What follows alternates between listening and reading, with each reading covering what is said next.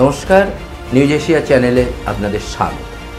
আরজিকর কাণ্ডে যেভাবে একটা গণ আন্দোলন শুরু হয়েছে, এই গণ আন্দোলন নিয়ে এবং একের পর এক প্রতিদিন বিভিন্ন জায়গায় মিছিল, প্রতিবাদ ধ্বনিত হচ্ছে। সেই সমস্ত মানুষ যারা নাগরিক সমাজ, যারা রাস্তায় নেমে এই আন্দোলনে সামিল হচ্ছেন, তাদের সঙ্গে, তাদের কিছু অংশের সঙ্গে আমরা কথা বলেছিলাম এবং সেই কথা বলার পরে বেশ কিছু মারাত্মক প্রশ্ন তাদের মধ্যে থেকে উঠে এসেছে, যেগুলো নিয়েই আজকে এই প্রতিবেদন তৈরি করার চেষ্টা করছি। এবং যেখানে তারা কি বলতে চাইছেন, সাধারণ মানুষের বক্তব্যটা কি তারা চাইছেন, এই বিষয়টাই এই প্রতিবেদনে তুলে ধরার চেষ্টা করছি। তাদের একটা প্রধান যে বক্তব্যটা শুনলাম, যে 1 মাস অতিক্রান্ত, এখনও রাজ্যের স্বাস্থ্যমন্ত্রী একবারও কেন জুনিয়র ডাক্তারদের কাছে গিয়ে তাদের দাবিগুলো নিয়ে আলোচনা করলেন না। সব সময় নবান্নে যেতে হবে কেন? নবান্ন তো মাঝে মধ্যে মানুষের কাছে আসতে পারে। নির্বাচনের সময় হাত জোর করে সাধারণ মানুষের কাছে যদি ভোট চাওয়া যায়, তাহলে ভোটে জেতার পরে, মন্ত্রী হওয়ার পরে স্বাস্থ্যমন্ত্রী হিসাবে কেন সাধারণ মানুষের কাছে গিয়ে তাদের অভাব অভিযোগের কথা শোনা যাবে না? এমন প্রশ্ন তুলেছেন নাগরিক সমাজ। দ্বিতীয় যে প্রশ্নটা নাগরিক সমাজের থেকে আমরা পেয়েছি, যে এতদিন ধরে আন্দোলন চলছে, কেন্দ্রীয় স্বাস্থ্যমন্ত্রী একজন নিশ্চিতভাবে আছেন, তিনি কি 5 মিনিটের জন্য একবার সময় পেলেন না যে এই আন্দোলনকারী যে সমস্ত ডাক্তাররা, যে সমস্ত নাগরিকরা আছে, তাদের কাছে এসে তাদের দাবিটা কি, তাদের বক্তব্যটা কি, সেটা শোনার একটু সমবেদনা জানানোর প্রয়োজন বোধ করলেন না? এত বড় একটা ঘটনা ঘটে গেল, দেশের স্বাস্থ্যমন্ত্রী তিনি চুপ করে রয়েছেন, দেশের স্বরাষ্ট্রমন্ত্রী, দেশের প্রধানমন্ত্রী তিনি চুপ করে রয়েছেন। কারণটা কি? মানুষের প্রশ্ন এখানে, মানুষ এটা নিয়ে প্রশ্ন তুলেছেন। আমরা তাদের সঙ্গে কথা বলে এই জিনিসটা জানতে পেরেছি।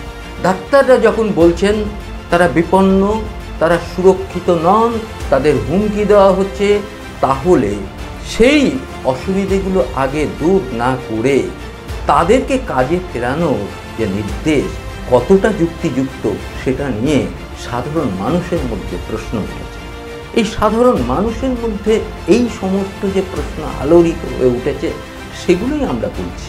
পশ্চিমবঙ্গের বাঙালি সমাজ যদি একটা একান্নবর্তী পরিবারের হয়ে থাকে এবং সেই পরিবারের সদস্যদের মধ্যে যদি একজন কোনো রকম ধর্ষকদের দ্বারা খুন এবং ধর্ষণ হয়ে তার অকাল মৃত্যু ঘটে, তাহলে সেই পরিবার কি শোকে আচ্ছন্ন হবেন না? তাহলে সেই পরিবারে যদি উৎসব কি করা সম্ভব, সেই পরিবারের তরফ থেকে উৎসবে যোগদান করা সম্ভব? উৎসব, পুজো নিশ্চিতভাবে হোক, পুজো না হওয়ার কোনো কারণ নেই, কিন্তু উৎসবটা কি হওয়া খুব জরুরি? প্রশ্নটা সাধারণ মানুষের মধ্যে থেকে উঠে এসেছে। এই আন্দোলনের যে বৈশিষ্ট্য দেখে মনে হয়েছে, এটা কোনো রাজনৈতিক আন্দোলন নয়, এটা আবেগ, বিবেকের তাড়নায় মানবিকতার সুরক্ষার জন্য এই আন্দোলন সিস্টেমের বিরুদ্ধে। এটা কোনো সরকারের বিরুদ্ধে যতটা, তার থেকে বেশি সিস্টেমের বিরুদ্ধে এই আন্দোলন। এটা নাগরিক সমাজের এই ধরনের তাদের মতামত উঠে এসেছে। প্রথম থেকে পুলিশের কাজকর্ম নিয়ে অভিযোগ উঠেছে, ছাত্রছাত্রীদের অভিযোগ, অনেক তথ্য প্রমাণ লোপাট করা হয়েছে। এখন যে প্রশ্নটা এসে দাঁড়িয়েছে, যারা তথ্য প্রমাণ লোপাট করেছেন বলে অভিযোগ উঠেছে, তারাই এখন বলছেন যে দোষীদের ফাঁসি চাই, তারাই এখন বলছেন ধর্ষকের ফাঁসি চাই। এবারে আপনারা বলুন, যে তথ্য প্রমাণ লোপাট করার পর যদি কেউ বলে যে ধর্ষকের ফাঁসি চাই, তাহলে সেটা তিনি কি সততার সঙ্গে বলছেন? প্রশ্ন সাধারণ মানুষ। সুপ্রিম কোর্টে রাজ্য সরকারের বিপক্ষে যে সমস্ত আইনজীবীদের লক্ষ্য করা গেল এবং তারা যেভাবে সওয়াল করলেন সেটা কিন্তু যথাযথ ছিল না। কয়েকজনকে বাদ দিলে, কয়েকজন আইনজীবী ছাড়া যারা ওখানে উপস্থিত ছিল রাজ্য সরকারের বিপক্ষে, তাদের কিন্তু সওয়াল, কয়েকজন ছাড়া বাকিদের কিন্তু সওয়াল যুক্তিপূর্ণ ছিল না। এই রকম একটা ক্ষেত্রে যে সমস্ত আইনজীবীরা এই রকম একটা আইনের জায়গায় তারা সওয়াল করতে যাচ্ছেন, তাদেরকে ভালোভাবে বিষয়টাকে বুঝে সওয়াল করা উচিত ছিল। এবং যেখানে আরেকটা প্রশ্ন যেখানে দেখা যাচ্ছে যে রাজ্য সরকার যেখানে বলছেন যে তারা দোষীদের শাস্তি চান, কিন্তু সেখানে রাজ্য সরকার দামি দামি উকিল এবং প্রচুর পরিমাণে আইনজীবীদের সেখানে নিয়োগ করে বোঝানোর চেষ্টা করছে যে সেদিন হয়তো কিছুই ঘটেনি বা কী ঘটেছে ইত্যাদি। তারা কি এই জায়গাটাকে কোনো কিছু চাপার চেষ্টা হচ্ছে? এই নিয়ে প্রশ্ন কিন্তু সাধারণ মানুষের মধ্যে জেগে উঠেছে। সিবিআই যেভাবে তদন্ত করছে সেই তদন্ত জানার অধিকার সবার আছে, কিন্তু অনেক সময় তদন্তের স্বার্থে সেটা কিন্তু সবসময় সাধারণ মানুষের কাছে সেটা উন্মোচন করা হয় না। এটা যেমন সত্যি, তেমন পাশাপাশি এটাও তো সত্যি যে যারা এই তথ্য প্রমাণ লোপাট করেছে বলে অভিযোগ উঠছে, যারা ওখানে ভাঙচুর করেছিল, যারা তথ্য প্রমাণ লোপাটের জন্য একটা ঘর ভেঙে দিয়ে সেখানে নতুন করে রিমডেলিং করা হচ্ছিল, তাদের এখনো গ্রেপ্তার করা হলো না কেন? এখনো যিনি ফোন করে বলেছিলেন যে আত্মহত্যা করেছেন, তাকে গ্রেপ্তার করা হলো না কেন? কেন তিনি বললেন? পুলিশ যেভাবে কাজটা করেছে এবং যেগুলো অসঙ্গতি লক্ষ্য করা যাচ্ছে সেটা নিয়ে কেন যারা করেছে তাদেরকে সেইভাবে তদন্তের আওতা আনা হয়েছে কিনা মানুষ কিন্তু এখনও সেটা পরিষ্কার করে জানতে পারছেন না। অতএব এইগুলোকে সিবিআইকে পরিষ্কার করতে হবে এবং সিবিআইয়ের যে ট্র্যাক রিপোর্ট যেটা আছে সেটা কিন্তু মানুষের কাছে মোটেও একেবারেই যুক্তিগ্রাহ্য জায়গায় নেই বা ভালো জায়গায় নেই। ফলে তদন্তকে দ্রুত শেষ করার ব্যাপারে একটা বলিষ্ঠ পদক্ষেপ নেওয়া উচিত ছিল এবং এটা আমরা প্রধান বিচারপতির কাছে এই আবেদন রাখতেই পারি যে তদন্তকে আরও গতিশীল করা হোক এবং যদি ডাক্তারবাবুরা 36 ঘন্টা ডিউটি দিতে পারে তাহলে প্রতিদিন এই বিষয় নিয়ে কেন শুনানি হবে না, কেন দ্রুত এই ব্যবস্থার মধ্যে দিয়ে এই বিচারটাকে পাইয়ে দেওয়া হবে না? প্রশ্নটা সাধারণ মানুষের মধ্যে থেকে এসেছে। যদি নাগরিকদের প্রশ্ন জাগে এই শাসকের বিরুদ্ধে, নানান বিষয়ের বিরুদ্ধে, এই সিস্টেমের বিরুদ্ধে, তার দায় কার? তার দায় নিশ্চয়ই নাগরিক সমাজের না? যার বিরুদ্ধে অভিযোগগুলো উঠছে, যার বিরুদ্ধে একটা অনাস্থা মানুষের মধ্যে তৈরি হচ্ছে, তাকেই তার উত্তর দিতে হবে। সে কি সেই উত্তর দিতে পারছেন? কেন দিচ্ছেন না? নাগরিক সমাজ তারা তো তাদের বক্তব্য বলবে, তারা তো দেশের নাগরিক, তাদের অধিকার আছে তাদের বক্তব্য পেশ করা, কিন্তু সেই নাগরিকদের বক্তব্য শুনে যথাযথ ব্যবস্থা নেওয়া হচ্ছে না কেন? শুধু পুলিশ দিয়ে আন্দোলনকে দমানোর চেষ্টা করাটা কি যথেষ্ট যুক্তিসঙ্গত বলে মনে হয়?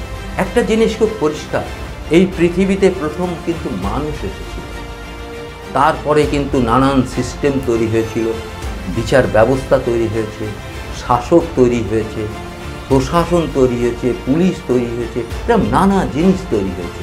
অর্থাৎ আমরা বলতে পারি বিচারালয় কিন্তু আগে আসেনি, আগে মানুষ এসেছিল। মানুষের জন্য কিন্তু বিচারালয় তৈরি হয়েছে, বিচারালয়ের জন্য কিন্তু মানুষ তৈরি হয়নি। এই বিষয়টা কিন্তু বোঝার বিষয় আছে। অতএব এখানে বিচারালয় যেটা থাকবে সেটা মানুষের স্বার্থে, অতএব সেখানে মানুষের স্বার্থ পরিপূর্ণ হচ্ছে কিনা সেটা যেমন বিচার ব্যবস্থা দেখেন, সেরাম যারা প্রকৃত দোষী তাদেরকে শাস্তি দেওয়া হচ্ছে কিনা সেটা দেখার দায়িত্ব কিন্তু বিচার ব্যবস্থা, সেটা যথাযথভাবে পালন করা হচ্ছে এটা আমরা বিশ্বাস করি। আবার এটাও তো সত্যি, বিচারের নামে দিনের পর দিন বছরের পর বছর যে সময় কেটে যাচ্ছে, এটা আবার কী ধরনের নিয়ম? কেন হবে? কেন একটা আজকে যে এই একটা আধুনিক সভ্যতায় আমরা কেন একটা বিচারের জন্যে বছরের পর বছর, দিনের পর দিন আমরা কেন অপেক্ষা করব? কেন সেটা সুদক্ষতার সঙ্গে সেই বিচারের ব্যবস্থা করা হবে না? প্রশ্ন সাধারণ নাগরিক। আমাদের দেশের বিচার ব্যবস্থার প্রতি আমাদের পূর্ণ আস্থা আছে। আমরা বিশ্বাস করি যে এই বিচার ব্যবস্থার মধ্যে সত্য উন্মোচিত হবে, আর এই ব্যবস্থার গরিমা যেটা আমাদের মধ্যে আছে সেটা অক্ষুণ্ণ থাকবে, এ বিশ্বাস আমাদের আজও আছে।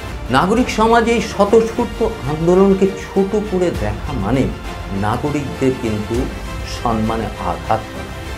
নাগরিক সমাজ কিন্তু এই স্বতঃস্ফূর্তভাবে এসেছে, এখানে কোনো রং নেই, এখানে কোনো রাজনীতি নেই, এখানে কোনো রকম ধর্ম বর্ণ সমস্ত কিছু বাদ দিয়ে একই একটা রাস্তায় পাশাপাশি এসে তারা আন্দোলন করছে। একে অপরকে চেনে না, কিন্তু পাশাপাশি একই স্লোগান দিয়ে তারা আন্দোলন করছে। এই আন্দোলনকে মর্যাদা দেওয়ার দরকার আছে। অতএব এইরকম একটা জায়গা থেকে এই যে নাগরিক সমাজের যে আন্দোলনটা হচ্ছে তাকে কোনো রকম ছোট করে দেখা মনে হয় সঠিক হবে না। তারা কিন্তু চাইছে একটা সত্য উদ্ঘাটন করার, একটা সত্যি সত্যি বিচার চাইছে। সেখানে একটা ধর্ষকের বিচার চাইছে, একটা খুনির বিচার চাইছে, সেখানে প্রতিবাদ আসবে কেন? সেখানে নাগরিক সমাজ তো কোনো কিছু চাইছেন না, বলছেন যে ধর্ষকের বিচার চাই, we want justice, we demand justice, এই কথাটা তারা বলছেন। সেখানে এই যে জাস্টিস পাওয়ার জন্যে, বিচার পাওয়ার জন্যে যারা রাস্তায় নেমেছে তাদের বিরুদ্ধে কেন এই ক্ষোভ? তাদের বিরুদ্ধে কারা ক্ষোভ দেখাচ্ছেন? তারা কি তাহলে ধর্ষকদের পক্ষে? তারা কি তাহলে খুনিদের পক্ষে?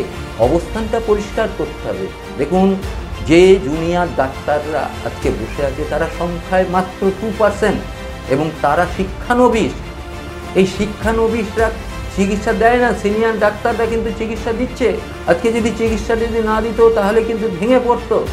অতএব সেই জায়গা থেকে যে ভুল তথ্য আদালতে পেশ করা হচ্ছে এটা যথাযথ নয়। নাগরিক সমাজ এটা মনে সঠিক তথ্য দিন, সঠিকভাবে নাগরিক সমাজ যেটা দাবি করছে তাদের দাবিগুলো পূরণ করার চেষ্টা করা হোক।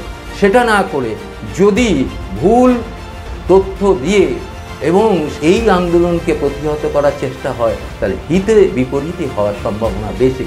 ফলে যেটা বলা সেটা হচ্ছে নাগরিক সমাজ এবং ডাক্তাররা তাদের দাবির সপক্ষে যেটা করতে চাই মানবিক দৃষ্টিকোণ থেকে সেগুলো দেখার দরকার আছে।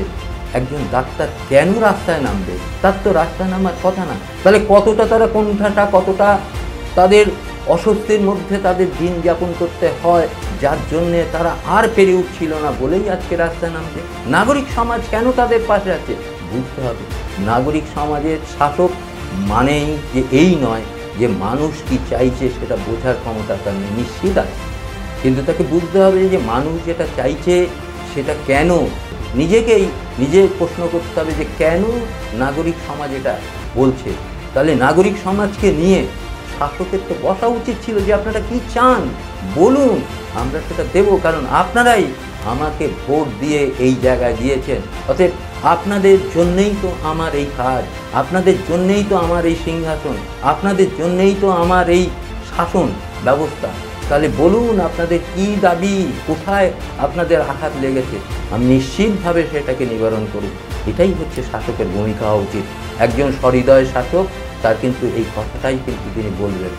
সেই ছবিটাই আমরা দেখতে চাইছি, সেই শাসককেই আমরা চাই যে শাসক সত্যি সত্যি নাগরিকদের এই কাতর আবেদন, নাগরিকদের এই আবেগটাকে বোঝার চেষ্টা করবেন, বুঝে সেই মতো একটা ব্যবস্থা নেবেন। আপনারা আমাদের সঙ্গে থাকুন, আমাদের চ্যানেলটাকে সাবস্ক্রাইব করুন। নমস্কার। নিউজ এশিয়া, গণতন্ত্রের কণ্ঠস্বর।